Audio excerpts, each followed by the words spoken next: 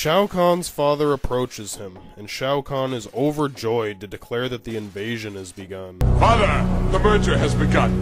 Earth is under attack, and it is glorious! Shao Kahn does look a little tense, so he may be trying to turn attention away from the fact that Rayden didn't die. But if that's true, he didn't seem prepared to deal with that question. Tell me, did you make Rayden beg for his life before destroying him?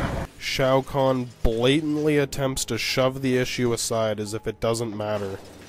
Rayden is of no concern to us. We later find out that this is the main conflict in the movie, the feud between Shao Kahn and Rayden. You let him live? He could not be stopped. Shao Kahn had nothing planned to say. His only plan was to divert attention away from the topic, if he even thought of it at all. I have no use for excuses! Shao Kahn's father is pissed off, and he has good reason. His follower, who also happens to be his son, has failed his main objective and tried to use the excuse that the objective was not important. Rayden is of no concern to us. Now that's one excuse that I wouldn't have a use for. I have no use for excuses! So, after Shao Kahn finally admits that he was too weak to achieve his goal, he could not be stopped. His father explains to him the stakes involved and that there will be great consequences for failure, and then gives him a dire warning of the enemies he is facing. Do not underestimate the power of the human spirit! This was actually a good performance by the old man, and it instills a sense of fear and authority in the character. He is inspiring Shao Kahn with fear, and giving him useful advice that will help him succeed later. Then the old man leaves with a negative tone in the air. Shao Kahn knows that he fucked up. It obviously affected him on a personal level, and it really makes him try a lot harder next time. So what did Shao Kahn learn from this? How did it change his character? Well, Rain may not be Shao Kahn's son, so we can expect Shao Kahn to be a little less lenient than his father was with his failure. Now let's see how Shao Kahn handles a similar situation. Well, the situation is only made similar because Shao Kahn made it that way because he was pissed off. Watch. Shao Kahn asks for a report. The general reports the capture of 2 of Earth's best warriors, which we discovered through deductive reasoning was his orders. 2 of Earth's best warriors have already been taken. Cabal and Striker. So Shao Kahn completely shifts the conversation in another direction and asks, Tell me, did you make them beg for their lives before you destroyed them? As if that was always the order in the first place. Why would you capture them, you idiot? I'm sure everyone has been in a situation like this, so you should be able to sympathize with Rain. I thought if I let them... I have no use for excuses! So, Shao Kahn doesn't use this created opportunity to inspire fear in his troops by reminding them of the cost of failure. Something like, Rain, if a single human survives this merger, that rock will be your head. But we've already gone beyond the point of Shao Kahn being retarded, so it doesn't even matter what he says now. Rain, this will never happen again.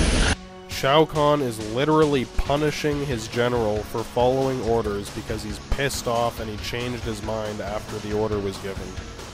All this teaches his other followers is that if Shao Kahn gets mad, watch out. Doesn't matter if you're good at your job or not. So Shao Kahn decides to kill Rain. Never mind that Shao Kahn probably could have just went down to the dungeon and executed Cabal and Striker to rectify the mistake, something that his father couldn't have done in his situation. So, instead of using fear as a tool to inspire his followers, Shao Kahn just uses it to show that he's an insane, unpredictable, bipolar psychopath with serious daddy issues. It sounds like the kind of guy you'd be honored to serve and die for. I wouldn't know whether to do what he says or start fucking running the second he turns his head. And you! Even Shang Tsung knew how to properly inspire fear, and he's a fucking sorcerer. The most socially dysfunctional type of person imaginable in a group of fighters. Rayden, this will never happen again.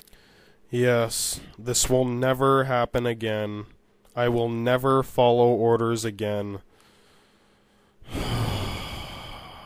It will never happen again. At this point, the other members of Shao Kahn's entourage are probably thinking that they better catch the next fucking portal or Vellosphere out of Outworld and get as fucking far away from this psychotic nutcase as possible. But no. What happens? It is true, this will never happen again. It is also true I need a new general. You can die in duty or by my hand. The choice is yours. Not only are these fucking idiots not thinking of deserting this crazy fucking army, but they're actually arguing over who gets to be the next general. The guy was just killed for nothing. It's literally like, BAM! Who wants to be the next general? Me! Me! Me! Are these guys all fucking brain dead? Well, I know she is. She's undead, and that guy's made of souls, but they don't tell you that in the movie. But these two are for the lesser part normal, or free-willed at least. Do they really think they're gonna do any better than Rayden did? Well, now begins the bidding war for who gets to be the next general of the armies of Outworld. Before this scene ends and my final judgments are made, I'd like to pose a question to you, the viewer, that will help fill in the puzzle of how the characters in this movie are an incomplete puzzle. And just how am I supposed to do that? Imagine that you are Shao Kahn. Shao, what? Regardless of whatever stupid decisions led you to this scenario, you're here now and as smart as you are now. You'd think that a several thousand-year-old emperor would be smarter than a Mortal Kombat fan, but well, we'll see. So the time has come to pick a new general to lead your massive army. Once you've made a decision, we'll see who Shao Kahn picked. If you already know, don't spoil it for everyone else who can't remember or didn't get this far before they turned it off. Just make your own call anyway and think about it. So, you got 4 candidates. We'll go by what we know about them from the movie, which is almost nothing. Ironically, this is probably about as much as Shao Kahn knows about these people as well. We never even hear this guy's name, and we didn't learn Rayden's until 5 seconds before he died. This happens a lot in this movie. I think the writers did it intentionally so that we'd be so distracted trying to figure out the characters' names that we would miss all the other stupid shit. I'll tell you his name, though. It's Ermac. See, there it is in the credits. He's candidate number 1. So we have Ermac, the Red Ninja. He looks human, but he is from Outworld. Motaro, a centaur, according to himself, but he looks more like a bull man. Shiva, a Shokan, same species as Goro, a tall, muscular, 4-armed woman with an apparent nymphomania.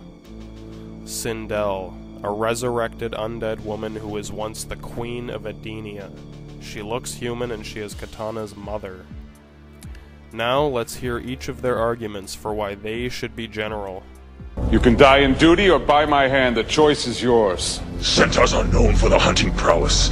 As your general, I will personally hunt down every human soul and spare no one. Motaro can't be trusted. Long ago, I proved myself as the personal protector of Queen Sindel. Your orders are mine to follow. The energies they waste with their sniveling, I will use to capture souls for you.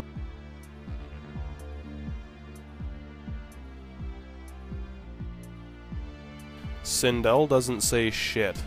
She just stands there with her creepy smile. Yeah, that's a great quality in a general. Don't say a word, just smile. Start banging the Emperor and you can be a general. So this is all we have to work with. And since we don't know much, let's do a process of elimination to narrow down our options. Who is the most obvious bad choice? I'll give you a second to think about it.